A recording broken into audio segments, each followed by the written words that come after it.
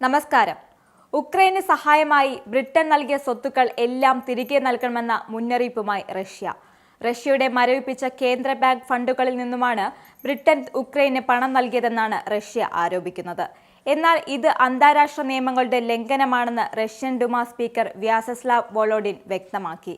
Russian ആസ്തികളിൽ നിന്നുള്ള വരുമാനം ഉപയോഗിച്ച് ബ്രിട്ടനിൽ നിന്ന് ഏകദേശം $1 ബില്യൺ വിലമതിക്കുന്ന ആദ്യ ഗഡു ലഭിച്ചതായി ഉക്രൈനിയൻ പ്രധാനമന്ത്രി ഡെനിസ് ഷ്മിഗൽ വെളിപ്പെടുത്തിയിരുന്നു. അതോടൊപ്പം ഉക്രൈനിന്റെ പ്രതിരോധം ശക്തിപ്പെടുത്തുന്നതിനായി ഫണ്ടുകൾ ഉപയോഗിക്കുമെന്നും മരവിപ്പിച്ച എല്ലാ റഷ്യൻ ആസ്തികളും കണ്ടുപിടിച്ച് ഉക്രൈന് നൽകുമെന്നും ഡെനിസ് ഷ്മിഗൽ പറഞ്ഞു. എന്നാൽ ബ്രിട്ടന്റെ പ്രവർത്തനങ്ങൾ ആഗോള സാമ്പത്തിക വ്യവസ്ഥയുടെ സ്വത്ത് ലംഘന തത്വത്തെ ലംഘിക്കുന്നതിനാൽ അതിന്റെ സാമ്പത്തിക വ്യവസ്ഥയിലുള്ള വിശ്വാസത്തെ ദുർബലപ്പെടുത്തുമെന്നും വോളോഡിൻ മുന്നറിയിപ്പ് നൽകി.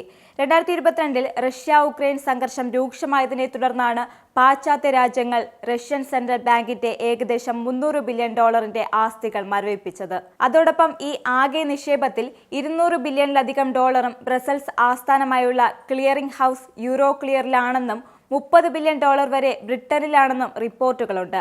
ആസ്തികൾ ഇതിനകം തന്നെ കോടിക്കണക്കിന് രൂപയുടെ പലിശ ഉണ്ടാക്കിയിട്ടുമുണ്ട്. കഴിഞ്ഞ ജൂലൈയിൽ യൂറോക്ലിയർ നേരിട്ട് ഉക്രൈന് $1 ബില്യൺ കൈമാറിയിരുന്നു.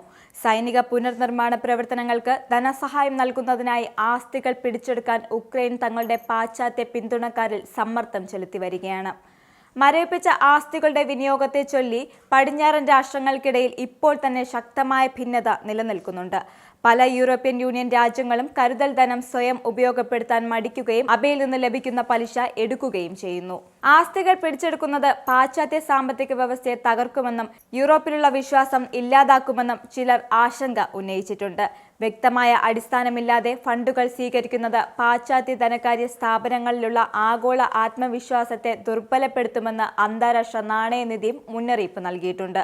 ആസ്തി മരവിപ്പിക്കലിനെ മോഷണമെന്ന് ആവർത്തിച്ചപലപിച്ച ക്രെംലിൻ ആസ്തി കണ്ടുകെട്ടലിൽ ഉൾപ്പെട്ടവർക്കെതിരെ നിയമ നടപടി സ്വീകരിക്കുമെന്ന് മുന്നറിയിപ്പ് നൽകുകയും ചെയ്തിരുന്നു. അതേസമയം യൂറോപ്യൻ യൂണിയനിലെ എല്ലാ ബ്ലോക്കുകളിലുമുള്ള പ്രതിരോധ ചെലവ് വർദ്ധിപ്പിക്കാനുള്ള പദ്ധതിയെ ക്രെംലിൻ ശക്തമായി അപലപിച്ചിരുന്നു.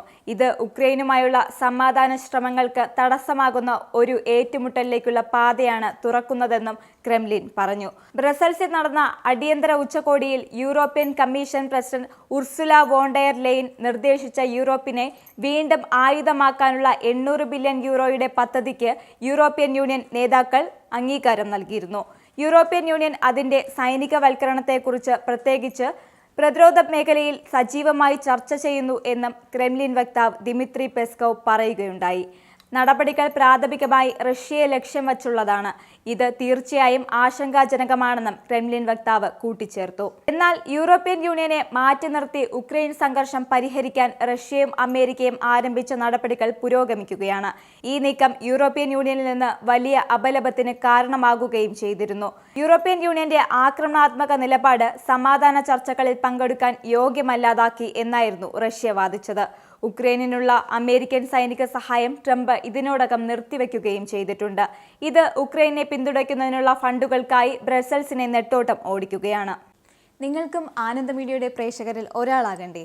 യൂറോപ്പിലും US-ലും ആഫ്രിക്കയിലുമടക്കം പ്രവാസികൾ ഉള്ളയിടങ്ങളിലൊക്കെ ജനപ്രിയ ചാനലുമായി ആനന്ദ് മീഡിയ ഒപ്പമുണ്ട്.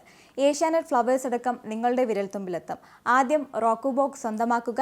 അതിൽ നിന്നും ആനന്ദ് മീഡിയ ആപ്ലിക്കേഷൻ ഡൗൺലോഡ് ചെയ്യുക, ഇൻസ്റ്റാൾ ചെയ്യുക. എന്നിട്ട് 02085866511 എന്ന നമ്പറിൽ ഞങ്ങളുടെ കസ്റ്റമർ കെയറിൽ ബന്ധപ്പെടുക. അല്ലെങ്കിൽ +91 735 660 3747 എന്ന നമ്പറിൽ വാട്സപ്പ് ചെയ്യുക. ആനന്ദ് മീഡിയയുടെ സേവനങ്ങൾ സ്വന്തമാക്കുക. മറ്റു ചാനലുകൾക്കൊപ്പം ആനന്ദ് TVയും എൻജോയ് ചെയ്യുക.